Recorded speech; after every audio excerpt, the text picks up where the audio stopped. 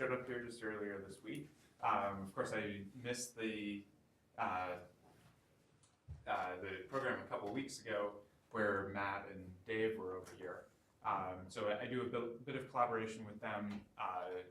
I am a developer of Petsy, so I work with Matt all the time on that. And I work with Dave on a number of things. I looked at the video of Matt's talk, and I was told by a lot of people that it was very confusing. I don't have any pages of Petsy options. This should be a relatively high-level talk, actually, but I will discuss a number of concerns that we have if we're going to build some software for modeling these kind of processes, something that hopefully doesn't cause too much duplicated effort, but also doesn't kind of inhibit science. Sometimes when we have a package that everybody uses and it has some limitations, then people just live with those limitations, and I don't like that either. So kind of starting off, there's a number of concerns here.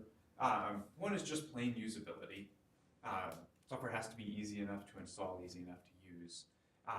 There's a number of directions of extensibility, and this is kind of a key concern that I have. How do we build in the capability to have this extensibility for people to be able to distribute, package new additions to the model? How do we make that work within a community? And so I'll relay some experiences that we've learned in developing Petsy and kind of involving the community there. Performance is definitely a critical factor, particularly for 3D models. It's really often a bottleneck within a scientific workflow. And for Stokes problems and magma dynamics, we have significant challenges to overcome in designing solvers that are robust and fast. And then there's concerns about verification and validation and kind of how this can be, how forward models can be integrated for data assimilation purposes, for possibly optimization purposes. So I'd like to start with a pitch for a web browser. I like to call this web browser Firetran. So Firetran is pretty nifty software. It's really fast, faster than Firefox and Chrome. So you might think that's pretty good, but it's actually only fast if there's no JavaScript on the web page. If you've got JavaScript, you're going to have to recompile. And if you recompile, it's going to be slower. Character encoding, that's compiled in. There's also a bunch of different forks. They're really not compatible. You can't share code between them. Of course, we don't have confusing dialogues, advanced features like proxy settings and whatnot. You just compile that stuff in. It's faster. What's the big deal? You edit a source file. HTTP and HTTPS are incompatible, so it's good for security. If you're on a secure page, the web browser is only capable of doing secure pages. Put the address into a configuration file. There's no dialogue. You don't have to deal with that. So you just run the executable if you want to render a page. Problem is that gets kind of hard to deal with, so now we have a tickle script that manages the configuration file. So the plan is to extend this script to figure out whether the page uses, say, JavaScript or HTTPS. Then we can recompile the web browser, and then we will be able to render that page. So if this seems kind of ridiculous to you, it should be ridiculous, and yet for a lot of scientific applications, and probably some people in the room here have run into these, this is kind of a status quo. This is some level of usability. So the Tran and Firetran comes from Fortran roots, right? So why is it that we have a lot of scientific software that has standards like these? I think there's a perception that maybe scientific software is somehow different. If you're only using it within some group, there's not a larger community, maybe that's good enough. We definitely see this in climate models. We see it in in-house codes for lots of groups in engineering and various science areas. I think it's really not acceptable. So,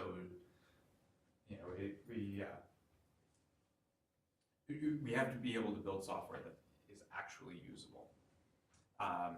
So a few steps of that, it really has to be portable. Any compiler, any platform, and the reality is if something is not tested, you have to assume that it's broken. So if you want to maintain portability, if you want to maintain any capability, we need automatic tests that confirm that in fact those things continue to work. A lot of developers underestimate the challenges of installing software. So especially as we develop more complicated packages, sometimes you end up with many, many dependencies, and just building all of those dependencies, building a consistent version of all of those dependencies can be a huge task. So people spend days sometimes trying to compile on their machine or trying to compile on the cluster that they're going to use. This is a huge waste of time, and it's really unacceptable. The software needs to be relatively easy to install. And one of the problems with that is even when the software fails to build because it's the user's fault, like they have a broken compiler, it still reflects poorly on the project. And so being able to provide feedback kind of upfront while someone is trying to build something, even though, yeah, they have a broken environment sometimes, that it ends up being really important.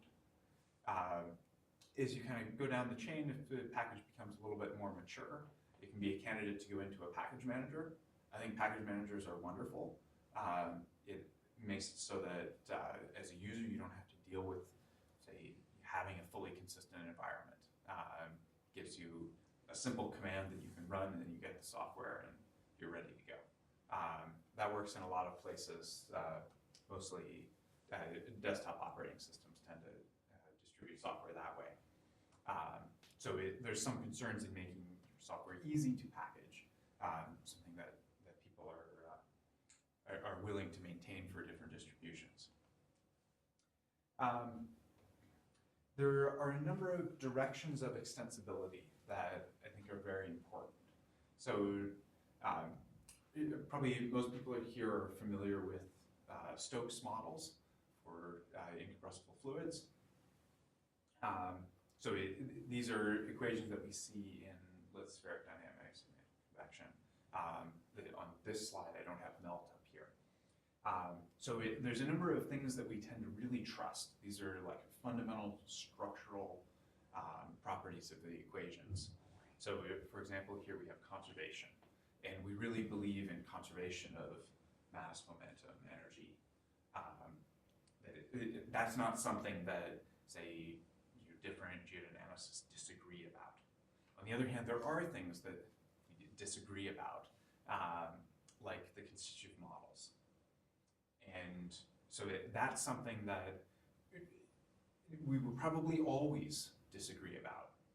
We're trying to model materials at a scale that is much larger than the, say, fundamental crystal structures there.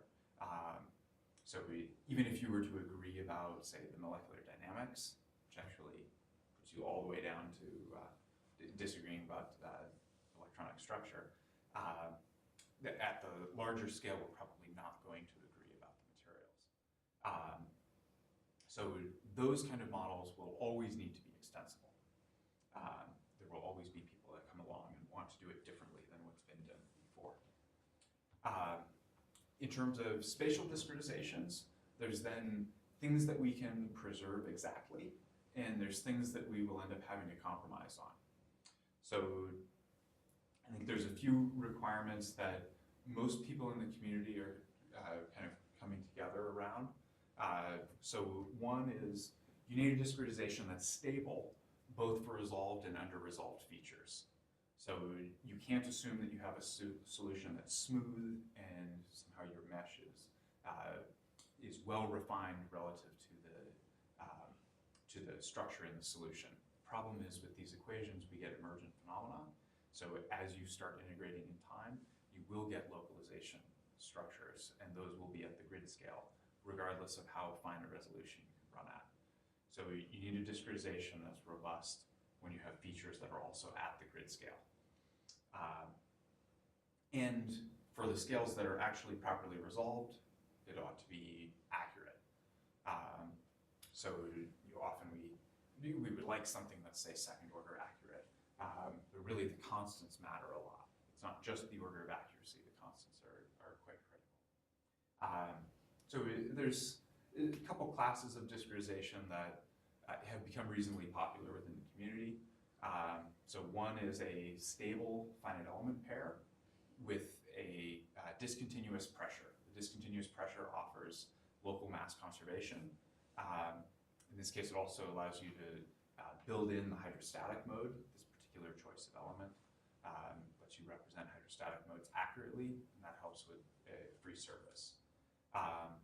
These are stable elements as opposed to stabilized elements, which tend to produce more artifacts and are really challenging for a buoyancy-driven flow. These, while being very flexible, being able to accommodate a free surface, they're not uniformly stable with respect to aspect ratio. So in some problems, you can have a very stretched domain. You want to resolve a very thin interface. And you can't just do that by using really stretched elements. There's some other elements that you can use that are more robust in that way, but you give up some other properties. A different approach to this whole problem is to use staggered grid finite difference methods. You can also interpret those methods to some extent as HDiv finite element methods. So there are some kind of non-unique choices to be made within that, like how you define viscosities. There ends up being a reconstruction step of some sort.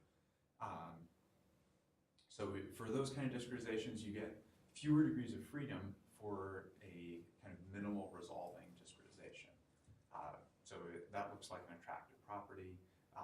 Full space multigrid becomes accessible. On the other hand, they're often lower order of accuracy. They have some stencil growth. You don't have a real option of doing an ALE method that could conform to a free surface. So you can make other choices there, and there's definitely not consensus about which one is better. I think it's kind of important that if we're developing a general purpose code, we ought to be able to use both of these and possibly other choices. I think for material transport, there's a reasonable consensus that material point methods are a good option there. So how does magma change this discussion?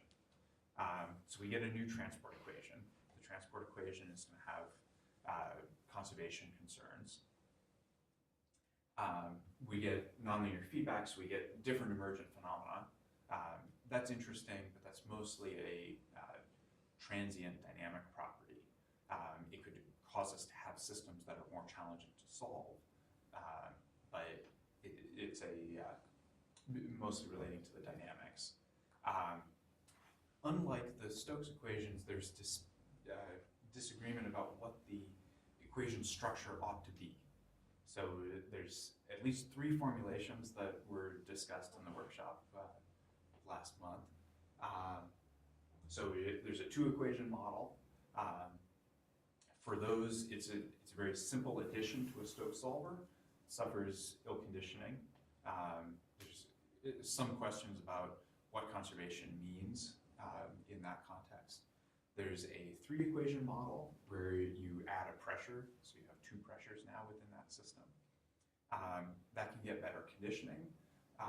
That's Toby's model. There's a discretization question of what do you mean by local conservation in terms of the melt. So if you want to have something that that offers local conservation for the melt, then you would have to use a compatible discretization of that. You can do that from finite volume principles, or you can do that from finite element principles that then eliminates mixed finite element principles that then eliminate some variable. If you don't focus on that elimination, then this can show up as a 4-equation model where now there's like a melt flux or a melt velocity. That it lets you have some inherent local conservation. It introduces an extra saddle point. For all of these formulations, there's a somewhat unsatisfying issue in the zero porosity limit. So none of these, to my knowledge, have been formulated in a way where you can continuously transition all the way into the zero porosity limit. Now, I remember in Dave's talk, he said, well, we might have to live with that. You can have different equations in different parts of the domain. The trouble there, now you have to have some cutoff. You say when porosity goes below this value, we treat it as 0, and we impose different equations there. That means you end up having some interface conditions and some kind of dynamic switching. I'm really not a fan of that. I think a really important kind of modeling challenge that we should try to tackle within this community is to be able to continuously transition into the zero porosity limit without needing some arbitrary switching. Maybe it's possible to do this by formulating as a variational inequality. Also, high porosity matters. So there's areas where you have, say, more than 30% melt, and in those areas, the current models, as far as I understand it, they're not intended for that regime. So being able to continuously move between both of those limits, I think, is a really important modeling question. And right now, we don't know what the structure of the equations will necessarily be in order to be able to represent all of those. That to me means this is something that will need to remain extensible. It's something that we're going to have different people are going to be working with different structural equations, which is very different from the situation for Stokes type models. Something when you don't have melt. So in terms of extensibility, it is very important to be able to implement different materials and different boundary conditions. These are things that either we don't trust or they're kind of unique to particular configurations, to particular experiments that people want to run. And so that stuff needs to be easy to implement. It's important that that not depend on the discretization or in any more than it really fundamentally has to on even the structure of the equations. So if you want to have, say, a different plasticity model, that probably doesn't need to depend on the structure of the equations for which the melt is handled. In terms of packaging, I think it's actually really critical if we're going to share code, if we're going to avoid duplicating work too much, that it be possible to package these different materials, boundary conditions, independently from the kind of core solver package.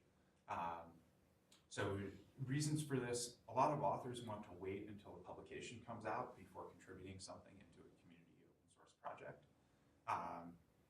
A lot of other authors, they may just want some personal control over that branding, depending on how, say, a university is set up, someone's tenure evaluation, their kind of career opportunities may be significantly influenced by how they present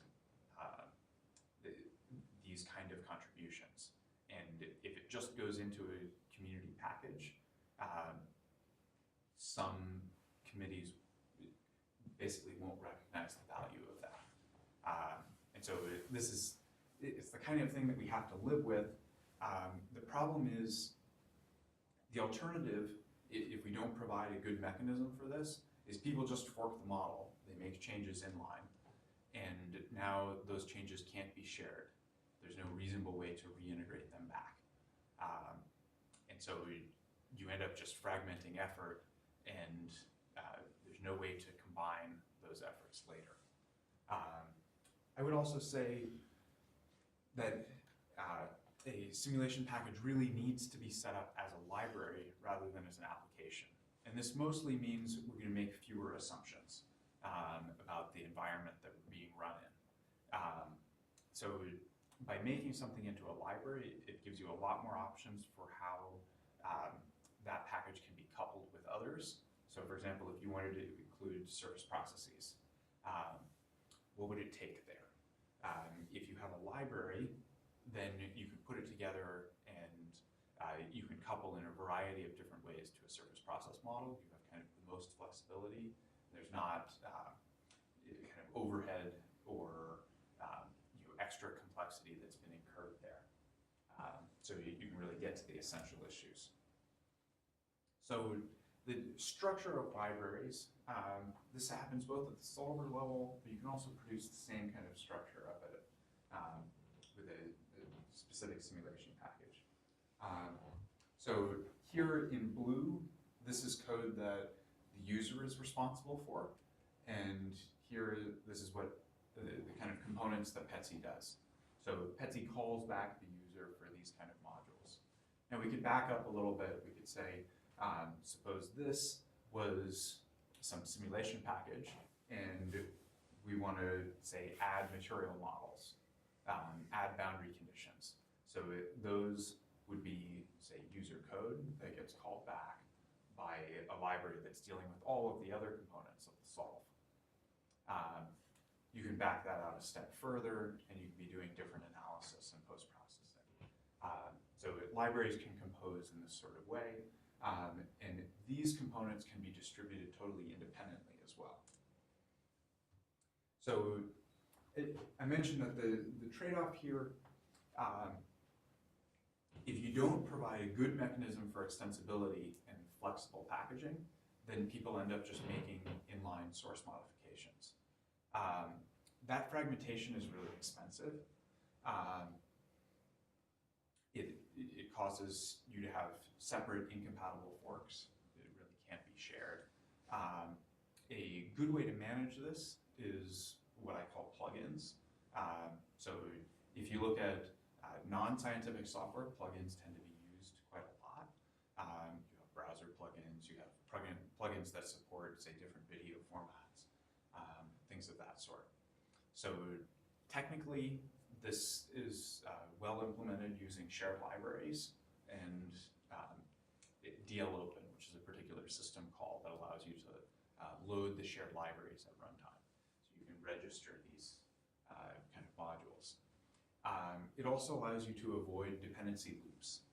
So if you have a situation, say, lib is a higher level library that depends on lib A, and yet you want to have some implementation, something that is called by lib A, that itself depends on lib B. That looks like a circular dependency. And that means you can't build either of these pieces separately. It kind of becomes this monolithic ball of wax. Fortunately, you can make a plugin. The plugin depends on both of these. Neither of these depend on the plugin, but as load time, that implementation is, say, it's loaded using DLOpen, and so you can register this plugin and lots of other plugins. So it's a very flexible way of packaging and distributing. Unfortunately, this is harder with static libraries. So all kind of modern machines, except for a couple exotic supercomputing architectures, support shared libraries. And the weird architectures should get more pressure to fix that. You can kind of do it with linking shenanigans, but unfortunately, it's not that exciting. Now, there's another math question here. Do we want adjoints? So adjoints are a linear backward-in-time model that use the state from the forward model. The key thing that it allows you to do is differentiate a low-dimensional output from a model with respect to a really high-dimensional input to the model. So you can differentiate, say, some functional of the final condition with respect to the initial conditions or the boundary conditions over time, or any other high-dimensional source of uncertainty. This is really necessary to efficiently explore in a high-dimensional space, to do something rigorous in a high-dimensional space. There are mathematical challenges here. So if you have a non-smooth model, and plasticity is already a source of non-smoothness, particles are also a source of non-smoothness, because typically as they move between cells, there's a non-differentiable effect there.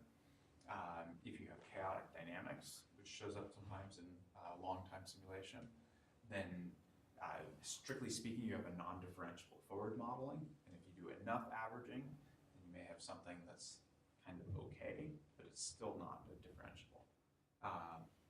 So if you have that kind of situation, then adjoints become more technical, and their value tends to not be as high. There's also the technical challenges of, say, do you adopt a system that can do algorithmic differentiation that imposes a lot of constraints on how you write the software? Or do you say, well, you can just go ahead and differentiate that stuff by hand? I think in both of these cases, every project I know of that is kind of actively pursuing science as well, you end up with components that are not supported. They're not supported because the algorithmic differentiation tool doesn't deal with it, or they're not supported because nobody bothered to write out the derivative code by hand. So that means you're going to end up having this kind of incomplete adjoint. How much energy do you want to spend on keeping the derivatives available for those components that matter to you? This is a question I really don't know the answer to. I think it's something that, as a community, we ought to discuss. So I mentioned this, that we really want an alternative for forking. So it's actually not necessarily enough just to provide an environment where people can contribute code, where they can package components easily. It also needs to be a kind of welcoming environment and something where people feel like they can have some influence on the project. So this is something that we've kind of seen an evolution within Petsy, where as our user base has grown, we've actually grown the contributors much more rapidly. Say over the last 5 years, the number of contributors to Petsy has gone up more than the number of users has gone up. And there's a few reasons that I think have kind of helped along with that. Part is just the structure of the project, the way that we tend to make design decisions in a public forum. And part of it is the way that we manage our repository. We make it easy to contribute and where people get credit for contributing. We really don't want this situation where people just end up with a lot of possibly private forks. So in the tech industry, many companies have grossly underestimated the cost of those forks, and then they've spent a lot kind of recovering from that. In science, there is, I think it's unheard of where you can get a large amount of funding to reconcile separate forks. And so if we incur that technical debt, we probably will never be able to pay it off. We'll just have separate forks and some may die out. But it's not likely to ever be kind of merged back together. So I mentioned that the repository workflow is I think a key component of enabling contributions so we can both maintain quality and allow a lot of new contributors to get involved. So what's going on here, this is a workflow that we use within PetCity. We adopted it about 3 years ago, and it's made a really big difference. It's improved the quality of our releases, and it's made it much easier to contribute to. So the idea here, we have this branch, which we call master, and this is where new stable development lands. So this has new features, and the next feature release would be tagged off of master. Meanwhile, we have a branch that we call maint, which is the maintenance branch on the last release, and we guarantee that that remains backward compatible. So the only changes that come back here are bug fixes. They're not any like new features. There's no changes to the interface. So new development will happen in what's called a feature branch.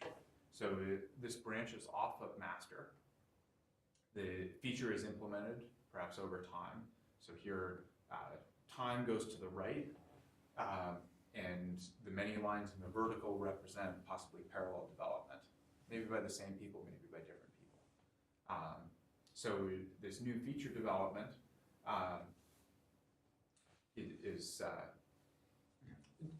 when the author thinks it's done, it gets reviewed and it gets merged into this branch called next.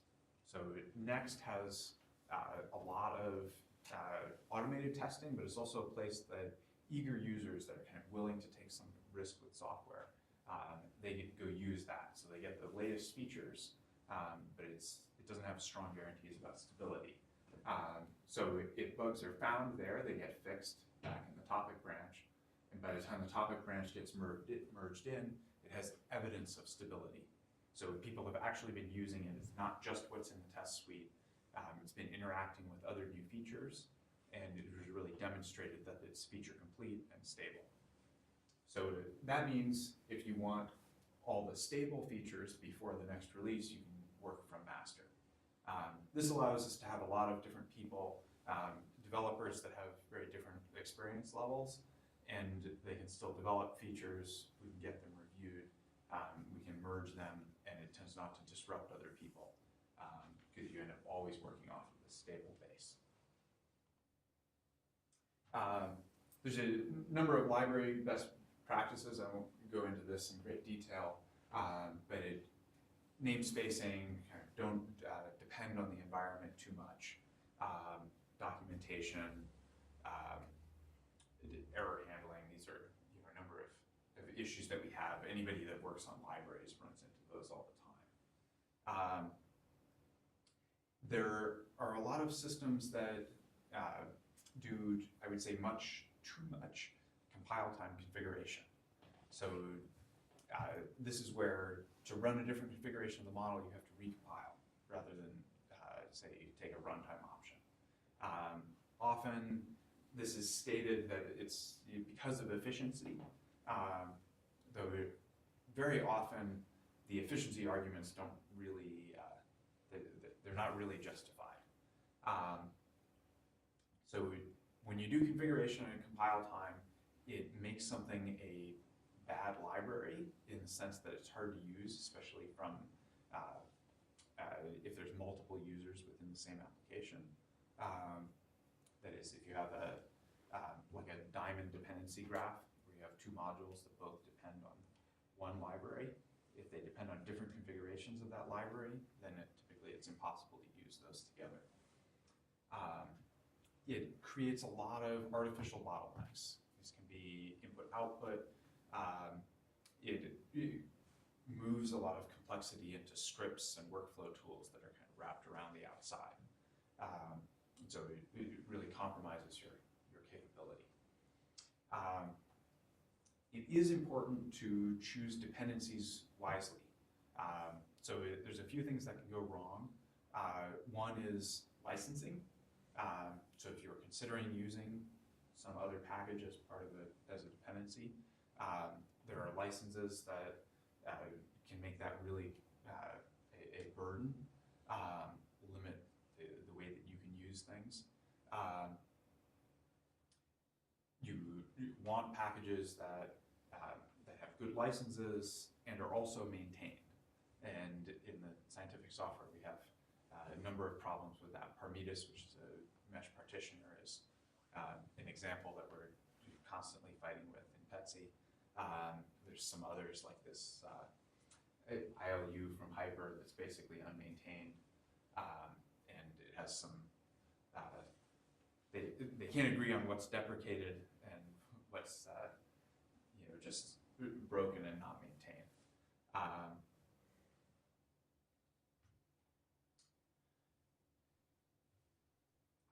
I like this quote that a friend of mine put up here. So verification without validation is sport. Validation without verification is magic. So verification is a mathematical exercise. This says, are we solving the equations right? This is something that we can test using method of manufactured solutions. It's a very common way of testing it. That involves mesh refinement studies that demonstrate that we, say, reach some design order of accuracy. I think it's preferred for smooth problems. It's a very solid statement that we are indeed solving the equations that we claim that we're solving. For problems that have non-smooth or emergent behavior, then that's a good place to use benchmarks. But you want to have some confidence that, in fact, you are solving the benchmark equations well. So we look at, say, issues like local conservation as a way to demonstrate that. Now, but validation means, are we solving the right equations? This is not a mathematical exercise at all. This is something that fundamentally has to involve actual observations of the physical system we're trying to model.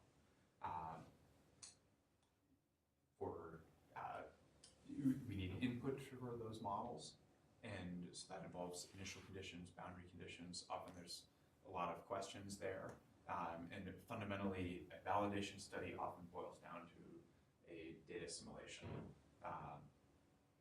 So this is something that I'm actually, I'm not in tune with what all of the observations are available for magma dynamics.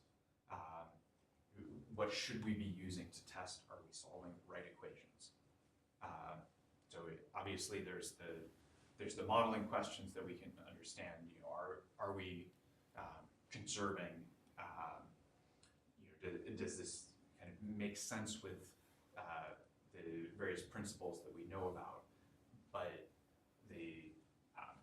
actually comparing to observations, kind of finding good studies for that, where we can feed back and say, oh, well, how do we fix the equations in order to get better agreement with our observations?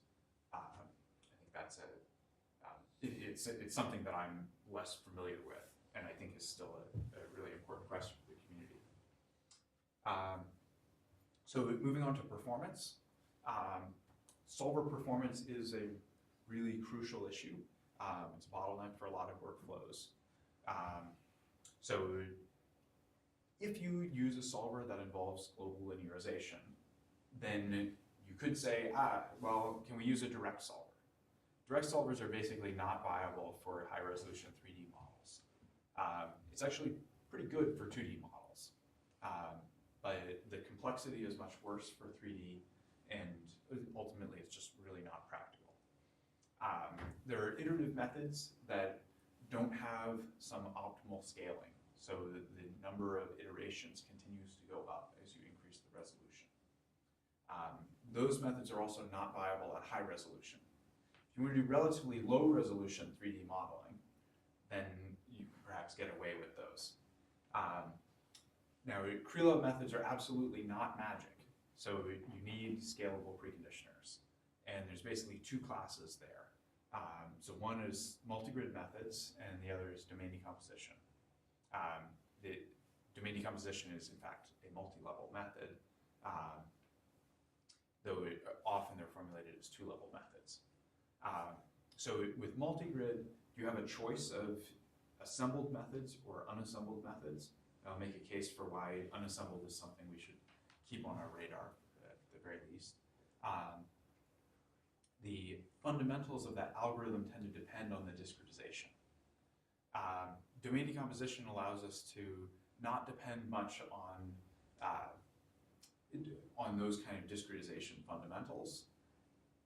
In exchange, we become more reliant on assembled matrices. You end up with these direct subdomain solves. Now, there's some new results. It's been kind of a series of methods developed over the last 5 years or so that now give us relatively strong convergence guarantees. And that's something that it allows us to have high contrast coefficients, and in some cases it gives us a stronger guarantee than we've seen in the multigrid world, particularly in that case of high contrast coefficients. So I think these newer domain decomposition methods are they're exciting to look at. It's not guaranteed to be preferable to multigrid, but it's definitely something we should keep on the radar. For nonlinear methods, we can rely on global linearization. If we're time stepping and the time steps are not too big and we like our linear solvers, then that's often a good choice. The other choices are nonlinear multigrid or nonlinear domain decomposition. And those can have better globalization properties that can get us out of these problems where Newton-type methods may get stuck. So I think those are, they're interesting, they're worth researching further. We really need to have good tests of robustness so that those of us that work on solvers have like good representative tests, and if we come out saying, I think this really works, then the practitioners in the field you should also agree, yes, this actually works. On the nonlinear side, there's some really exciting adaptive methods. This is a research area that I work in that I think is really exciting. I don't think we're kind of ready to pursue those kind of newer adaptive nonlinear solvers until we have good demonstrated robustness. So we should fix the robustness first. And after working out the convergence properties, you get something that is converging reliably, it's converging fast. Then there's a lot that we can do on the implementation side. And so to give an example of what that looks like, here I have two different measures of the cost for applying a linearized operator, and this is in the context of finite elements. So here on the x-axis is the approximation order of the method. So the higher order methods here, in principle, they converge faster. In practice, if you have rough coefficients and they don't line up with your elements, then it's not actually going to converge faster. But you have somewhat different stability properties, and so you actually may end up with a second order element purely for stability reasons, not even for accuracy reasons. Anyway, on the left here, the cost is in terms of the number of bytes of memory traffic per entry that you compute. So like per degree of freedom. And over here on the right, this is the number of floating point operations. So I have two implementations in here. So one, these circles, these are based on assembled methods. So that's conventional, you assemble a sparse matrix, store that sparse matrix, and you apply it with any package, could be PETSI or anything else. The squares here represent using a tensor product. So this is for a hexahedral mesh, and a lot of our discretizations have this tensor product structure in the bases. And so you can take advantage of that tensor product structure, apply the same linear operation, but without ever computing the entries. And it has very different characteristics in terms of the memory cost and the time cost. Now, if we look over on the right, so B is the like number of degrees of freedom per node in the discretization. So a bigger block size just means you're solving for several variables at the same time. So for high order here, the crossover is, well, it's very high order and it's not really a big win to use the tensor product formulation. For low order, the assembled formulation is much less expensive. Now over here on the left, in terms of memory usage, even just at second order elements, there's already a very substantial order of magnitude benefit in using the unassembled representation. So if we look at where hardware is going, we have operations like sparse matrix vector products, and these do a fairly low number of flops per byte of memory traffic. The unassembled representations tend to be like 8 flops per byte or more. So they do a lot more flops per amount of memory traffic. If we look at the processors now, so these are some Intel processors over the last few years. We can look at their memory bandwidth. Memory bandwidth is increasing a little bit from generation to generation. It is not increasing nearly as fast as the number of, the rate at which you can do floating point operations. This trend is expected to continue a lot. So the ratio of these numbers is over here. This is the number of flops per byte. So if you want to both saturate the memory bandwidth and saturate the floating point unit, then you would need something that does, say, this number of flops per byte. So if you use assembled sparse matrices, you get about 2% at peak, basically not using the floating point unit. Now, that doesn't mean that you should go find an algorithm that just does more flops. That won't actually make anything faster. Your supercomputing center might like it because now you're computing at it, you're using flops at a higher rate. They tend to have kind of funny incentives. But as a scientist, that doesn't matter at all. What matters is, do you get the answer faster? So for that, you need to actually reduce the amount of memory that you need to access. So this is specifically for Dave's lithospheric dynamics code. This is P-Totten, and this is the formulation that we use. So there's a tensor product structure here in the derivatives on the reference element.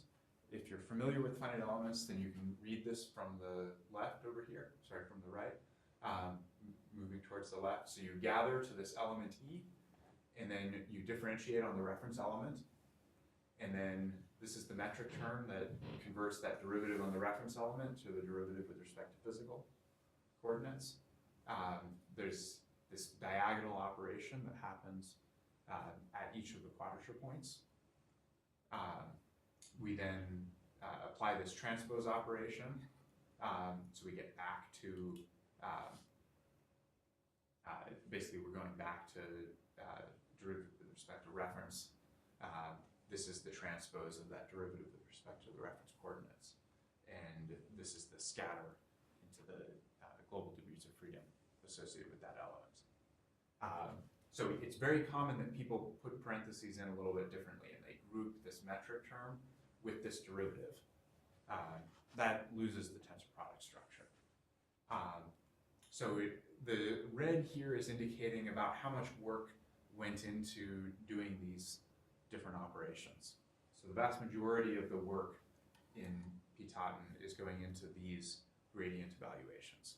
The gradient evaluations on the reference element, and they have this tensor product structure. And in fact, they can get a really high percentage of peak. Overall, this operation runs at about 30% of the peak. So I can look at using assembled matrices here. If I just assemble all of this, and then I run it, that my number of flops is actually the lowest of all of these configurations, but it needs to access a lot of memory because storing all of those entries in the sparse matrix is a huge cost. The flops per byte is less than a quarter, and the time to do a given reference problem is 42 milliseconds. I can do a matrix-free formulation that is kind of more conventional, that doesn't exploit this tensor product structure. And that's right here. I do a lot more flops, more than 5 times as many flops, but I also access a lot less memory. And my time is cut in half. I did the same operation. In fact, this operation is the most fundamental computational kernel. Now, looking down here, if I exploit the tensor product, then I'm doing less than 1/3 the flops of this kind of naive matrix-free formulation. I still don't access much memory, and there I see another quite substantial boost here in terms of my time. So overall, I got like a 10x improvement in time to solution by going from the kind of standard assembled formulation. These are only with quadratic elements. How does this change if you have linear elements? So if you have linear elements, then I think it's still possible to have the benefit, but it's not in 2D. In 3D, it's possible, but it's very close. So the problem is the quadrature is less efficient. You have like more quadrature points per degree of freedom, and the amount of work that you need to do in the evaluation is much less. So taking advantage of the tensor product structure doesn't benefit you quite as much. And Jed, what about getting the mesh data? How many memory operations does that take relative to these terms? So it depends how you represent for higher order elements. But that is almost never more than like 1 integer per quadrature point. And so, so like here in terms of this memory, if you had a kind of naive representation maybe, you might end up like doubling this number, but that would be, I think, about the worst case. It is significant. Huh? It is significant. If you say it's a doubling, it's not. Well, possibly, but remember we're comparing to this number. This is the assembled matrices. So we're already almost a factor of 40 better. If you were only a factor of 20 better in memory access, actually that wouldn't ruin things. Overall, we need really good ways of comparing solvers. So all too often we compare solvers as this iteration count is better than this iteration count, or it feels like it goes faster on this problem than that problem. So in the ODE community, they kind of recognize this problem very early on, and the way that methods are compared is usually with what's called a work precision diagram. So here, this is time versus accuracy. You can flip the axes sometimes, but what you see here is if you want more accuracy, in general, it's going to take more time. And for very extreme levels of accuracy, the high order methods tend to perform better.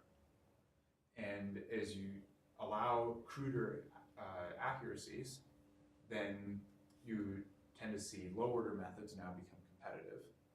There's solver problems eventually when you go to cruder accuracy, because you end up trying to take much longer steps, and the nonlinear problems may be very difficult to solve. So these kind of trade-offs, like this time versus accuracy, is something that's really fundamental. It doesn't involve like the number of degrees of freedom or the grid resolution or how many time steps I took or how many iterations the solver needed. All of that information is put together into something that's very meaningful to the end user. Unfortunately, it's somewhat challenging. You have to really want to compute a diagram like this to do it for a PDE. I would argue, in order to make good decisions for a project, we really should be computing these kind of diagrams for PDE problems. You can kind of slice performance in a different direction. This is Can I go back to that slide, Jed? My problem with that, I don't think it's viable for PDEs, that you spend all this time producing that plot, at the end of which, for your problem of interest, you've already solved it to make the plot, and it's not necessarily going to be useful for another problem, because with PDEs, things like mesh quality, how do you even measure mesh quality, have such a huge impact. Change machine, that graph will change completely. So the trade-off of, say, if we want a a very accurate solution versus if we want a less accurate solution, and that you would likely make different choices there, that is much more robust. I think we already know that from the math. We know that smoothers will kill off certain frequencies. We know which solvers are very good for that. We know which ones are not. Well, so where is the trade-off where, say, it's worth using something, say, a more accurate discretization versus the less expensive discretization that resolves things at lower accuracy? How accurate should we be solving each individual time step? Because that's also kind of bound into this. So yes, if you just want to solve a particular problem, then you kind of guess what you think is the best configuration and run that. And It's better than guess. but when you're dealing with these trade-offs, like what formulation do I need for this purpose? What resolution am I going to need for the accuracy that I care about? Because usually we don't just run a one-off simulation. We want to kind of know if that answer is any good. So we might be doing a refinement study anyway, just so that we can have I a just think the PE is decent curve. such a high-dimensional plot. It's just not Well, So so you you can could- say, I'm running this because I'm interested in some result that's going to come out. And so how accurate is that result? And how long did it take to run? So that's actually the same axes as here.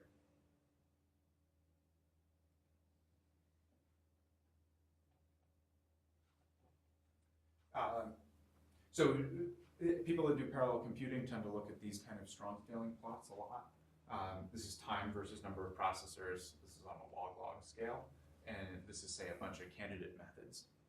And so on this kind of plot, you can say, well, the green and the red methods are the only ones that are interesting. But it's really hard to say, like, is that efficient enough that I would ever consider running that? So there's a different way to plot this, where I do a measure of efficiency. This is like the inverse cost versus time. And so you trace these curves by varying the number of processors. But if you have access to a decent sized computing facility, then you really don't care how many processors are used for a particular run. You care about this trade-off of how much does it cost me to do the run, and how fast do I get the solution back. And so you can see here that, say, that red point is in fact at maybe 20% efficiency, and the green is anything more efficient has to be on the green line. So I think these kind of plots are pretty useful for making those decisions of, how far out should I scale. We can also do something kind of similar here. Now we vary the problem size across different machines. So the different colors here are different machines. This is some data for HPGMG, the finite element version. This is a benchmark that I've developed. So here, say the blue line is Supermook, which is a machine in Germany. And all of these are the same problem size. So you see performance variability by how wide that spread is. And you see this curve where you get better efficiency out here. So this is like a measure of efficiency, degrees of freedom solved per second. And as you get smaller problem sizes, the rate at which you're solving the equations is worse, but it takes less time to solve those problems because they're smaller. So you can see that there's kind of a limit here. Like we won't get any solutions out in under about 50 milliseconds. Whereas on Titan, it's a different machine. Here we don't get any solutions out in under about 200 milliseconds. If all you look at is way over on the right side here, you might in fact conclude, well, Titan is a pretty good machine. And yet, if you care about performance way over here on the left side, then Titan is just not viable. It won't ever produce those solutions. So in the climate world, we end up with this kind of goal that's way over there. End-to-end performance is really important. So that involves education, pre-processing, any custom implementations that need to be done, waiting in the queue. There's some really kind of ridiculous antics that happen there. The execution time, which for us is very often limited by the solver performance. Input and output, post-processing and visualization. There are cases where Ptoten, this is Dave's code that I mentioned before, for certain kinds of problems, the end-to-end performance there ends up being limited by visualization. So the I/O and post-processing is the bottleneck, not the solver. In other cases, it's absolutely the solver stuff. Overall, looking at the direction that that computing is heading, and so what we need to look out for going forward. We go to higher fidelity models and more advanced analysis techniques. This involves often taking more time steps, because the number of time steps will be, say, proportional to the number of grid points. Also, if we start doing things that are relevant to kind of other people, then we end up being subjected to external requirements. So this is very much the case in the climate world. I kind of made this slide for a climate audience initially. And sometimes we end up with goals that are really pure strong scaling goals. And sometimes that's really at odds with the direction that hardware is going, and what the computing facilities really think that they want to see. So I can wrap up there. I don't believe that scientific software ought to be special. The usability really matters. Runtime configuration, flexible packaging. There's a number of things that we really have to defer. And what's particularly interesting in macrodynamics is the structure of the equations are part of that. The discretization is probably also part of that. It doesn't really make sense to commit entirely to the finite element world or the staggered finite difference world. And we need a good way of assessing the relative performance of different methods, so we can really see trade-offs and get at the essential issues there. And with that, thanks everyone for coming, and maybe I can take some questions.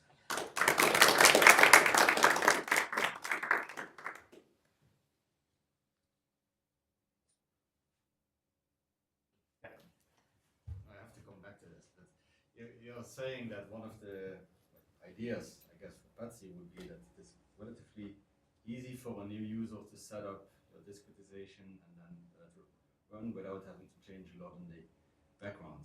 Yeah. I would say that the status quo right now is that this is indeed the case as long as you do a finite element discretization, but for staggered finite difference, you need to do a lot of hacks, and I see all the groups that are doing this, making their own hacks that are like independent, so they're kind of duplicating the results of each other.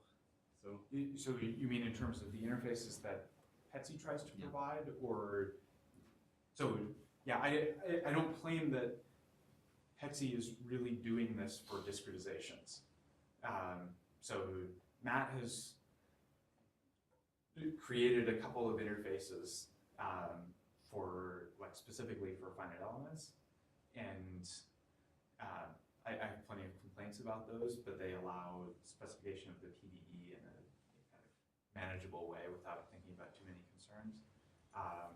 And I agree that there are a lot of different choices within the staggered grid finite difference world. There's also those kind of choices within stabilized finite elements.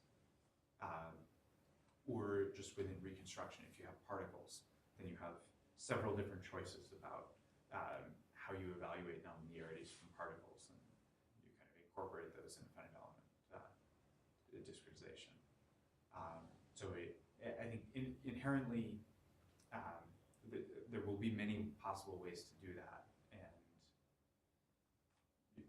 we can't reasonably pick just one. But if we were building, say, software for this community, we could make it so that you could choose those different variants, and so they were decoupled from, say, specifications.